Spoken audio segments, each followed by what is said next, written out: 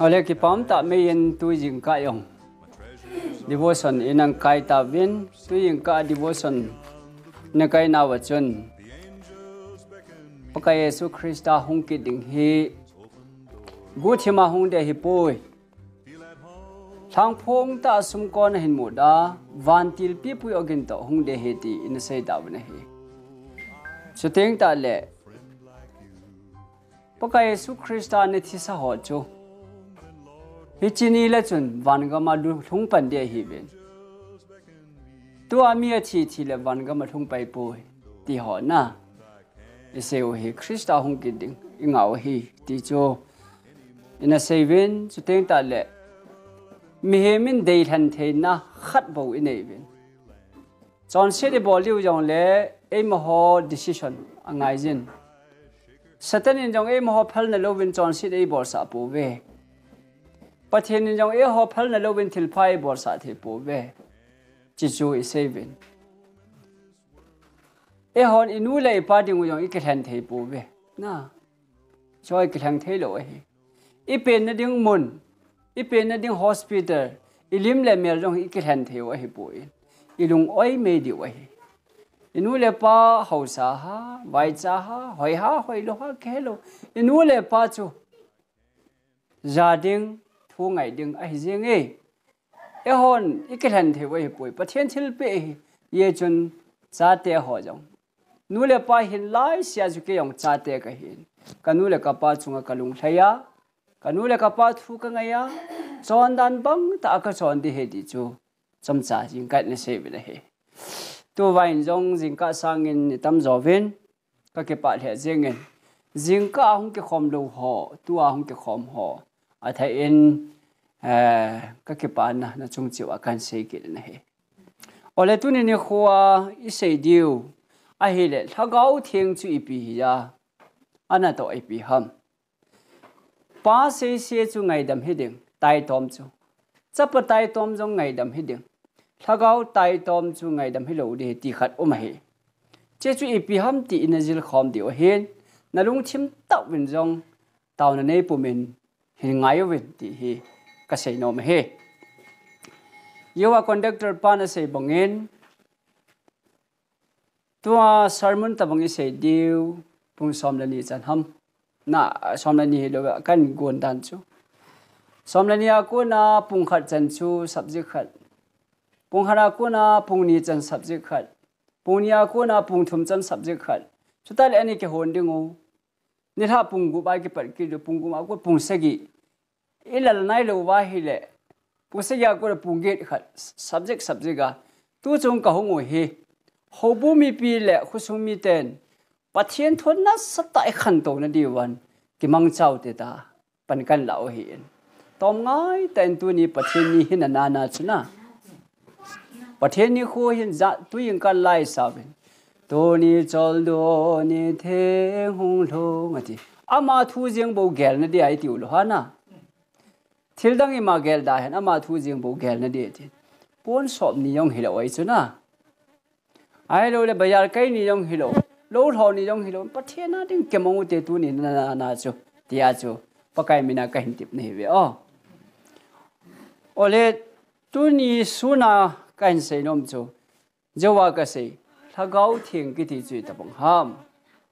thagau theng pi hu a hoi mo te ve ti amu la ki mo thei lo hi na ai lo la sam kang bat bu ne ti yong ki ti thei lo iti ki sei se de ham ai lo le tu la ya gau ka change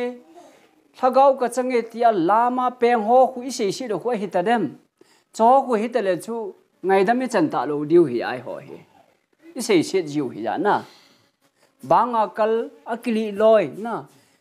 amen amen hai amen tia ki chom lang tam pi he diu ka ta san ne hi cho chu thagau di ham di lo ham ti chu tu ni he diu ka ki ne min pai ong ka ki pa ma sa ne he o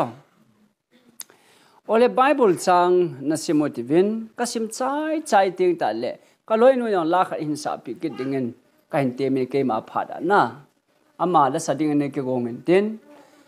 che kan sim chai ya taw na kong kan man ding ka man chai ta le aman lain sa pi diu hin te nghe má bung thum trăng xóm ni lệ cô má bung thum trăng xóm ni lệ cô à ama wang ko hi le thagau thing tai tom wang chu imati chan a ngai dam amu lo ding a hi atin hi ton so na lama chu a thiemo changa uma a hi ati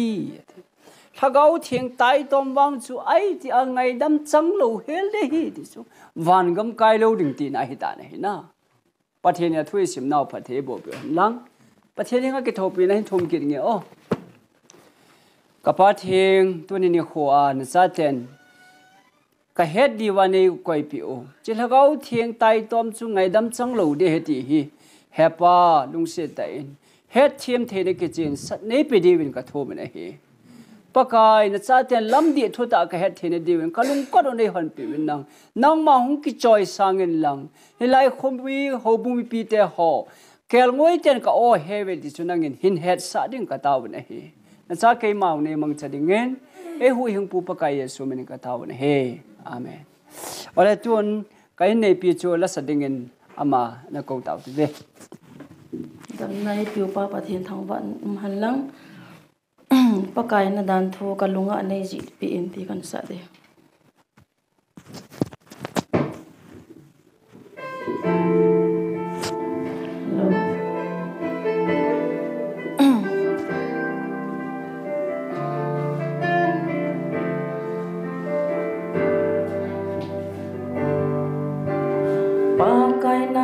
dan thu ka lunga nei zipin na cha di ta ka hino me na thi san thing chung nei sil thing in lang nei von singe na chon phat na chu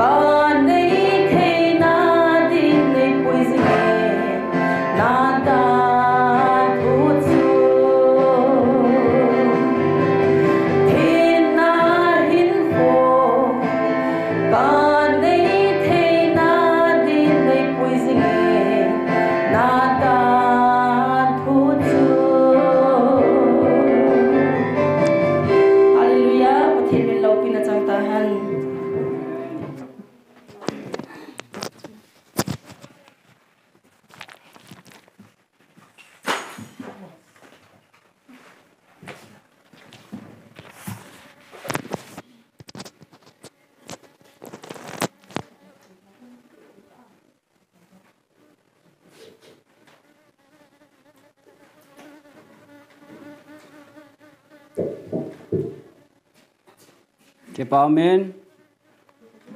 cái lời nuôn dòng cái bảo thân ôm taประเทศว่าใจนั่นละไอ้สาพิจิวันจงอาคิปาทุกันเซนเฮดันทูจงจางอันไซน์กลุงที่มาฮิจิหงกิลังเงินติมทีทอดนี่นาบุญเนี่ยจนสิไปกาสัตเป็ดกุยมาตูหินขวาหินขวดิงเกลนันกิสโนจีโปยอาดิจูจุเลกอลสิกิเตนเจงอาจงขัดตัววินกอลซอนดิ่งกิฮาบอลนมาจงเล่ดานไงตาอาบอลโลเล่ลัลลุกอคุจีโปยอาดิก็เสียฮีปีเกลตัวอินอาจีจุปกายมันเริ่มโจเสียลุงทิมนเปดิงอาฮีอาดิคริสเตียนเตยองปัจเจนดานปัจเจนได้บังจัดนายไทยโลวาฮีเล่ที่ฮัดเวบูจงเล่ที่ไทยเฮลที่เฮตีกลุงที่มาหงมันสารมันห้อยตายเป็นก็ปาเทจริงนะเฮโอเลตุนีอาอิจิลดิวว่ากันทันดอจุยตาวินประเทศชาติหอกัลวาริทิสนาหัดดอมันตั้มตาวันก็มาดิ่งเตะฮีเวหอยวันก็มาวันเล่ขบูเห็นเล่ขบัวมินกิชุนเตะฮีเวขัดเดหอนังอินนัตตาสันโลทุโจมาเห็นคริสตานके पमनिया पे न वान हिन ले खबवा न मिन किशु नहीं ताने इता संदेव कदे नहीं वान ले खबवा मिनु के कोया हिची वान ले खबवा हिन ले खबवा मिन के कोय हो चो नेतेनी चालो ही नेतेना वान कैमरा किला जो है स्कूल काय एडमिशन ग के बोला एडमिशन नि बोल तिंग ताले रेसर ले खबवा मिन ओ मिनटेन चुतें ताले स्कूल एब्सेंट हम काय हम दिचुनि सिआ ओयते ना वत हो ही चिता बुंगा जवान हिन ले खबुआ इमेनु किसुन सो के हितान तुरी नि हुआ कम्युनिकेशन हा किसुन लोहा जि डाउट ने योसिन आ किसुन ताई ति इता संदेव कनो में नहीं पठेन चा ही में नहीं जे पठेन चा ते चु नेतिनि हिन खोवा वन कैमरान एवत हवा ilungel ngai to na we vat hawa ichalo an ho jo si e vat piu ichi niu le wangam kai dham kai lo dham ti wana thutan ki sai hi khade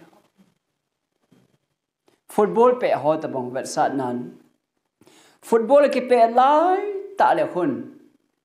umpire pa referee choi pa khun judge sa bol hi na ape yang queen goal is at khumam कोई हे fall is आदा पे दो हम फलो कोई हम तिजा bone record के कोई इन आप पे अकी चाय चाय उले अथु की तन चाय चिते हाथ बोइटी के है तब वहाँ जो क्रिस्टियन हिन खुआई के हाइटे ना वायों है नितिन अथु की तन है ची की तन पी पाउ चुवाना के कोई दो चट जेंग इची न्यू ले इपीती दे हम ओ चिपा चु बप्ताइस अचन निया पदिन चिनो चु बप्ताइस अचन निया पदिन आहिन खुआई चलाई न थुइन ai ba hum ke thau do ki lain chon si da bol khan ngai da main thum ki din cha chun pathian na tongin chom cha khat jo na khila ki din achawa bolin ta bol ani nga ka chu judge ke bolin tin na to phat man chu atam chu a nalung hei na tam jo pathian ngai lut na chu atam jo a thi chan gyan na pan kha le hing ding wan gam kai ding a ma hol nam diu he kha dia ama wang na piang tha jong le chun nanung chon ki na hi lo lo wanam pe ki na kil shi lo hela na chi dan le chi nei jeng kha de ka sei nom jwan le khabua hi na le khabua e menu ki suna hi tu hi ole tu ni subject ju pi hamiti ai hi le chi ka sei ma sang chun ka ga sei be nom khat omen e pi ya chu ka sei ham ti le pathe ni kholi tiang ta le chun pakai na mina thil ha ka no do hi lo ham namina bol mo kidang ka bol hilo ham namina thu ka se hilo ham ipida nagam nei puilo ham tiding tam ta ma hi kha de ho cheteng ta le pakai yesu christian na ho chon sit bol ho pot do un ka ti de kha de ho cho je mi peng tha lo hilo we peng tha hi we pot do na ti ding ho chu thil kidang bol ho je mi peng tha hi wa jula yo het the din na mi peng tha ho chu mang ki the chu kha de ho tiong hi subject le ta khat a hin chia chu man ki lo ringa church pastor koi wa hin hậu bung member hoi yo le lam di ro lama chi khan te chi yong le tau na ga man pi ding ga hoi top ding pathian thu chi tau ti ti abunga ho uma hi khate ho vanoi a ko na ki ko do ho chi hi be nei vanoi to ki banga chon thi hi po ve ti hi na chi chun avet sai chi thu chom cha ka sei na chon do no mo mai le ne ki ji do no jo la discussion over na ise ki dio hinte ole tu nia chu thagau theng chi pi hi ja na to i pi ham thagau sei se ki ti hi pi ham ti chu ise dio hen first John bung li chang khat na chun ips yam bible chun ngai te hon no hon thagau tapu ta san hi win ati chu thagau chu pathena hung kon a hi lo patep un lang khol to jiwin aje chu thagau phalo tam ta me adis ima them deu ka ta san na thagau tapu atia la thagau tam ta ti na hiya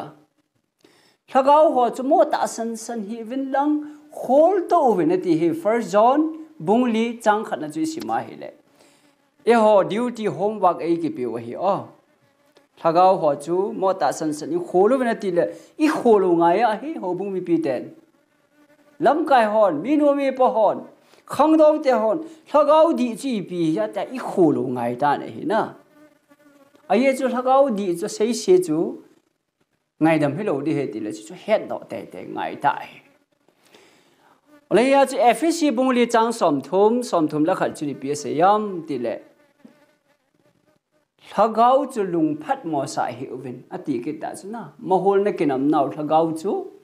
lung phat mo sa hi win ka chu se ni da thi na we ke ko pu leng lung jeng an na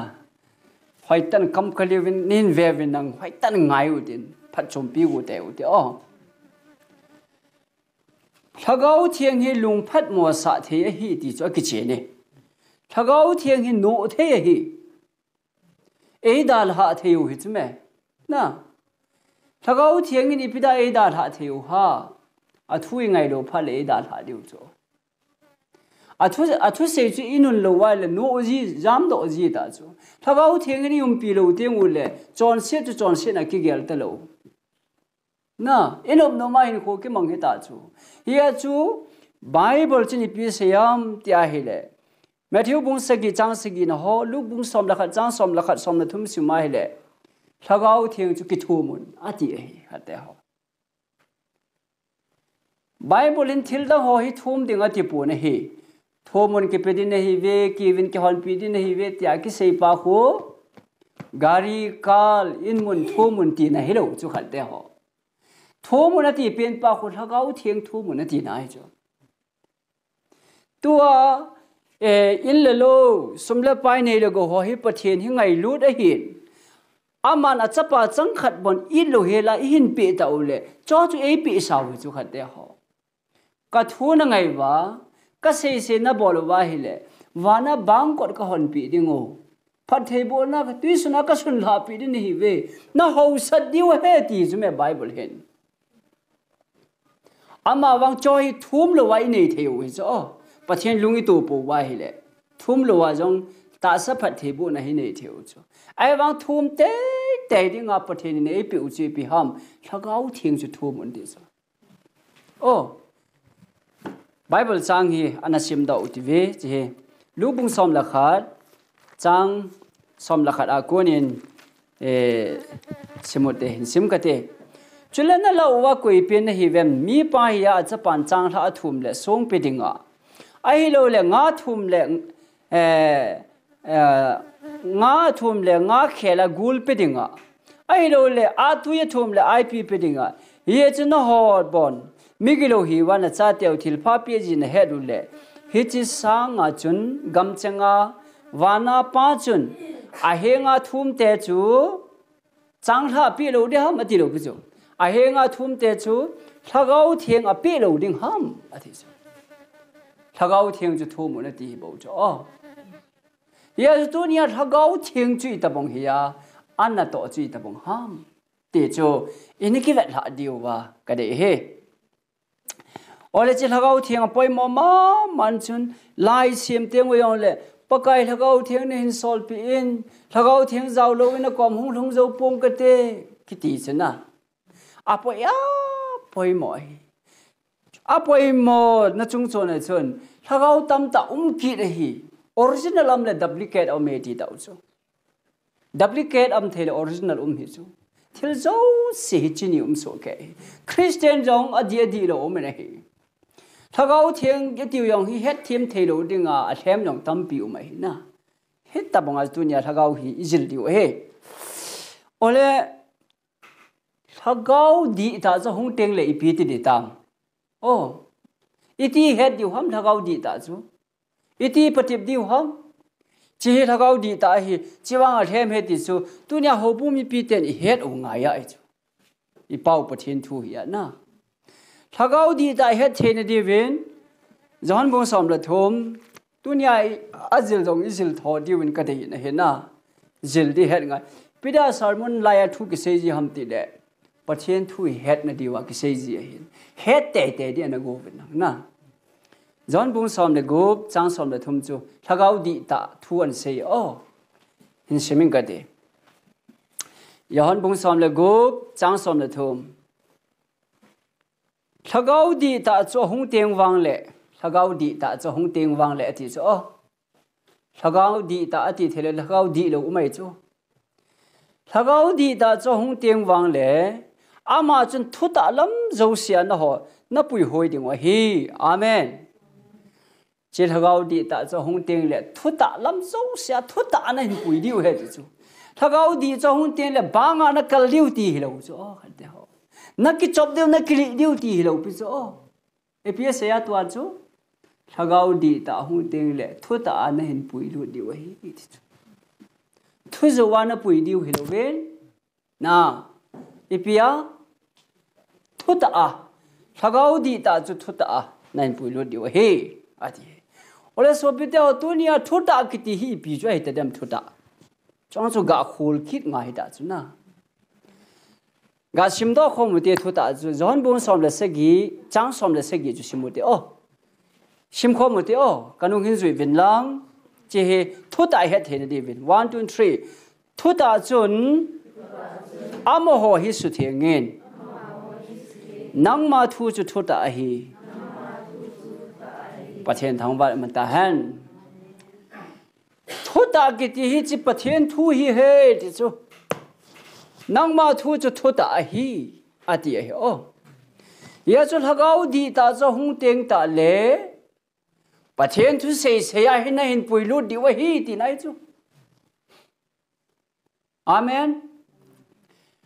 thu thagau di lo cho hung teng wang le pathen thu chu na se na chu he yong le chu ti ve te chu thagau di lo chu khat de ho amen ti the diu ham amen neulaya classroom ma min lekha hil jiwa understand yes kiti suna in do le ki he ji lo chu khat de ho chita bong chu hi lo na diwa na phate tai ngai diu chu ha thagau theng di ta cho hung teng le thu ta zo sia na pui lu diu he ti suna thu ta chui pi ham pathen thu bong chat a he mem hung chon di he thagau di pa na to chu na thagau di lo pa na to chu lai pi tam tem pathen ni ta san phol le kholo pi sme chi ko na zui yo khal le ham ti ho hi ko ho chu ha al hem thagau di lo na ila mai him le ke pale hallelujah ti le ke chai da chu me ti ho ya hem me chu khat de ki thim thut ke ti ho ngai lu na sala ka si khat de ai Yesu Christa hung ba de ta Calvary cross a el had do pau hi line ma de chu ka cha te le kha ka thot bible a ki sun ho hi it dana sim lo ham pira hello ham ti line thei chu khat de ho ipida hi cho he ke lep la sa wait de ka sei pi sa de moi lo hum ti di ta chu yes tu yin kai se yo pathen mi te chun bible hi sim te de ngai het ma ya hi na ole chia chu thagau di ta chun pathen thu bang banga hin pui ding pathen thu a pui lu de chu ha sel he yong le e ma nop lam lama pui de hi lo ha sa ki sel he yong le thagau di ta chu chan ting ta le as Bible he ta se chu ka ngap lal ta ve yong le la pathian thu se hi ngalin ti ana chi na di chu Abraham chu lagau di ta na puya na chapa Moria thanga chun hin toi na ti chu pathian ha sa ai chu ni thum lam pia chapa pui chu me khate ho aki pa dia ni gin chalwa Abraham hin kho chu lai ta chu anui vel de ki chom de hallelujah ti de tinai sai lo di chu acha pa tha di ta chu la he ong le pathian na ta san na jala chu pathian se hi le ha sal he ong le o ti a ha sa chu chung a chi chu ai wang pathian thu se a chu ga bol ta sun kel ngoi chal khat pathian a pi chu na a ki tai ding dan dan ki pa ding dan chen na mi thau ne ngai tu we ga ngai tu tong a chi la nga chu gan thei di dan dan chu na ong kle la nga chu hallelujah ti di chu han sa tho yang di chu me Abraham hen a chapa tu ding hen azinu hil poi ti chu ai cho azinu hilai la ki chu hon di ta chu azinu thal nai sai lo di na no me hoi het sa ding thilu ma het sa lo ding thil na da no chu til khat sei do lo di til sei loi tu ti khat zian na ka ga sei nom chu ya cho Abraham in jong pathian lagau thiang pui na chan ji chun ha sal he yong la lagau di ta pui hi ji chun a chi nei tu nia jong hi lagau di ta chu nei ting ta wai le di wang di na chu he yong le ti chu I pai wo ngai nei na o chi chu hi le ke ya ding a Calvary cross a hin khu along a thisan a tu a hi le wan ga ma ei pui kit ding a hi le I dia ke hi cho tham thama hi ka hin khu ka man mit mo a pakai hi so na pakai ka na ka bol do kit ham hepa nei pan pi in lagau thiang chu nei pi in I ti wo ngai ai ai chu thomun ki pe de he ti chu zo in sei ta ven I pi chu ha ben chu ha thomun ti chu gari ha hello lagau thiang thomun ti chu na tu nia lagau thiang hi inei lo wa hi le I thu het ho hi chi pi yo lo diu chu chi ya chu lagau thiang pa ya pai mo che lagau thiang chun Bible thu a hi ei pui lut kit ding wa hi I ma them na wang hate ho nei munu so am na che chu he ding a he se yue te ho thu sim ga se le na se yu ho chen pa ka yesu chu kum thum le ke aju yu chu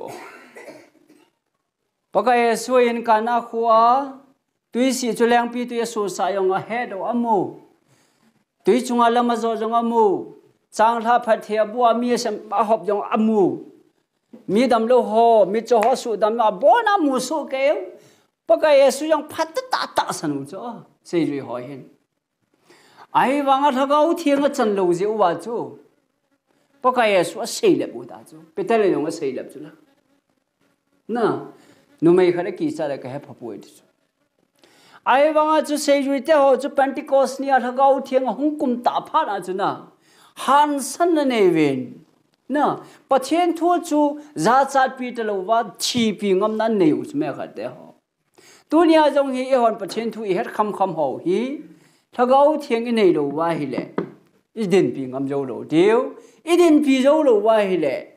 mei dil hi chu kha te ho ngai lu na thua ka sei chu na ya chu kha pha de hi te imuna ko na kha pha de hi te kha te ho ati chu Bible rom bung som le thum chang som la khada khaye mu thim na to pai lau hi te vin khowa wonin ki von tau ti ve chu na pathian thu din pi ngam ngai jin ai pathian thu na din pi ale mi te hot na hi ki ding ai kha te ho chi ap kho kho jo he nunga som thu le mo min nunga thieng hi wa chu mo Bible nunga thieng ti le ho bung chei na hi ya na nunga som thu le mi ki hil na ding wa hi nunga ho chu nga ho chu a chinga hi ven nga ho chu lung thim be he chu na ho bu mi pi te yo group ni om de chu group khat ho chu nga ho chu na vet sa group khat ho chu nga ho na vet sa hi he chi group khat meeting ho chu ko ho hi bam pathian thu ta sana thagau thinga dim set ho vet sa hi thau me ki choi che che ven thau me hi pi he tiu ta thầu mấy thì tên là Bible nó thu hay cái keng din thầu mấy nè bằng ấy chứ na Bible nung á xóm họ chân thầu mấy cái trái về thì chứ thầu mấy cái trái thì chứ Bible cái trái về thì này chứ nung á xóm họ chân thầu mấy cái trái vợ thầu mấy chân Bible là vật sao nung á chân hậu bung là vật sao chứ hậu bung họ chân Bible là trái về thì này chứ cho nên là lung thiêm chính họ chân thầu tuy cái cần thầu về chứ thầu tuy hi bị vật sao thagao thiên vật sao chứ Bible to thagao thiên cái cột anh em lung thiêm bây họ chỉ bị thì tam thầu mấy cái trái Bible cho cái trái na ai vang tuy trái lâu chứ mẹ phải thế họ Bible chỉ cái khop tiếng cuốn không phải là cái trái đó na thagao thiên này làว่าคือมั่วquậy quậy không phải thì mấy thì chứ thagao thiên cái này thế ngay ra hiện giờ mua lắm đợt đinh này không đợt tàu vẫn hay lệ mua thì là bác cái số không thì này ta cho bác cái số không ta này hay lệ lung chim bay hoa cho thầu tôi ở cái trái tan thagao thiên cái này thật bổ bên mà cho đã thật đấy ai là lung chim chính họ chuẩn thagao thiên cái này dễ chuẩn na bác cái số chú làm tổ thế về cái gì số đấy chế ya cho tôi này thagao thiên cái gì ít chân cái áp bơi mỏi đam Pentecost alhagau thiang hung chanjo wachi peti tam kei ne nang ne tal hela akham bep bin ane khomu bin na ati jo akham bep bin jo kilo se lo piu so thagau thiang chan ting ta le kilo se na ne pop kilo na en se na ja chum chum no lo ding tin ai jo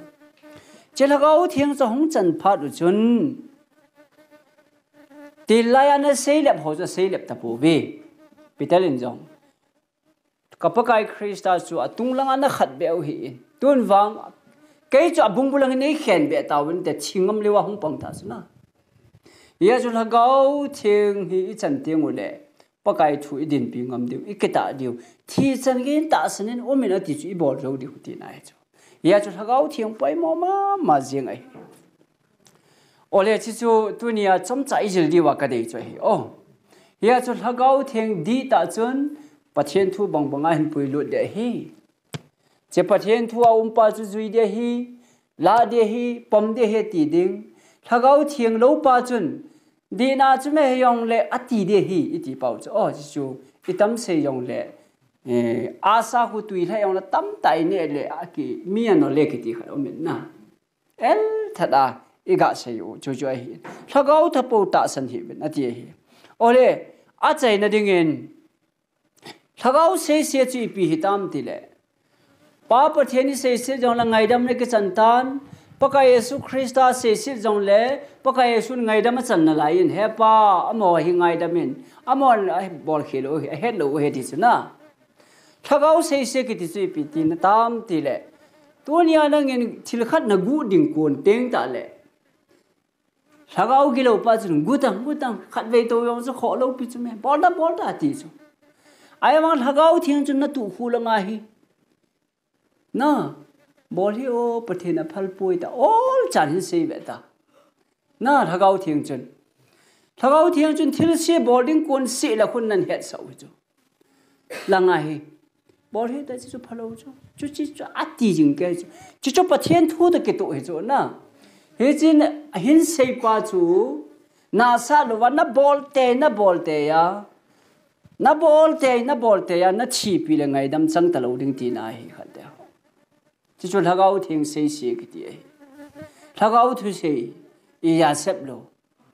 pathen thu sei i ya sep lo tu hulanga gu cha hi tang boy ai lo le to that hi tang ai lo le zo chu sei hi ta mi to kina sa hi tang i pra ta nam ham ti chu i tu hulang wa hi ki sei yang hi lo ham experience he had wa na Pathian itu huwa hi little voice atia neu cha sa bol hi ta chu pathian thu ki to lo chu na ti chu he chi chu ingai chat a hi le thagau pui ki hi zo thagau thieng ni pui hu chu chu a thu chu ingai lo wai le thagau chu ka za da e chi do nang hi ki ti ta chu na thagau thieng thu se ki sa nom ta lo nang sei hi te mo ka za da e ki ti a chu pha le chun thagau thieng chu no ozi ta chu evil talo na chota le chun John Seed bol hi John Seed na ki gel talo thil thiang lo ne yong he John Cena ki gel thalo no ta ngam ta hin kho ke mangen tin ikire he lo wai le tun so chi na hi yang ta chu khat te chu thagau sei sei ti na hi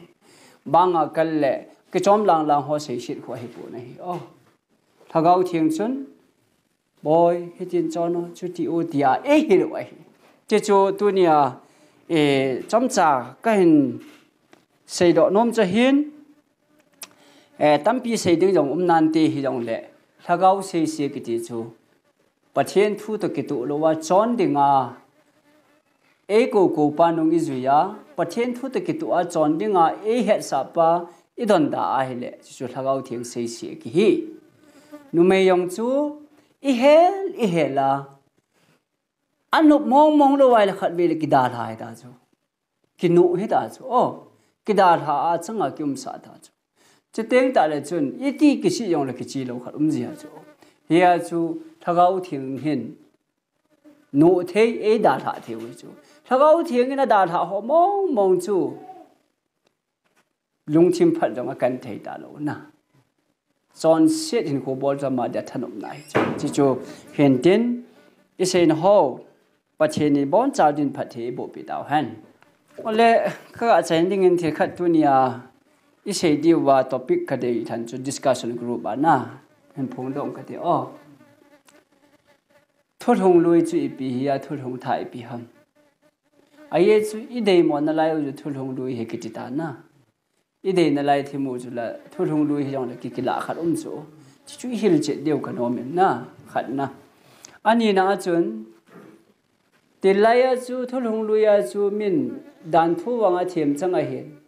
tua he dan thu ngai ta pun lung set man a he tai ki ti khat umai chu na ho heng na thui ale tua he pathen lung set ta wa hi le lung set na khanga hi le thol hung lui khang chu vat da na khang khat a hi dem noa ho chu pathen avat da ja kung sui na ti ham alung set ji ham ti ho na ho heng na thu dor jong se che deu kan ma na athom na chu thinung thu dor mia chi ting le ban gam kai pe ham me de la chi ham hoya ham thinung thu dor jong he che deu kan ma na chu teng le dan thu be le be lo Yesui ta san dan thu ki chai tai dan thu pan na be hi tai om ta poi ki ti hi bible la a hi le lang kha chi sima hi le dan thu zem sipa chakhat aman tha sangin van le aman a bai zoi ti khar kit lo ha na sim hi cho I ti dan hi ya ba kol kap lo ta kilo we abong le la kha me la ba la hongin ti no pha ho hi na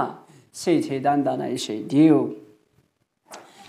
ten ta le sahem chi pi ham sahem mel chi na chi pi ham ti ho na phat ni le sei ding wa hi ti ho chu highlight kan bol hin ten thagau thiang sei se ki ti chu pakai thu bonga dinga thagau in izol wa nom lo jing wa I thi pi le ngai dam ki he da lo de hi ti chu bai lam ta he chan chu tan te ki pai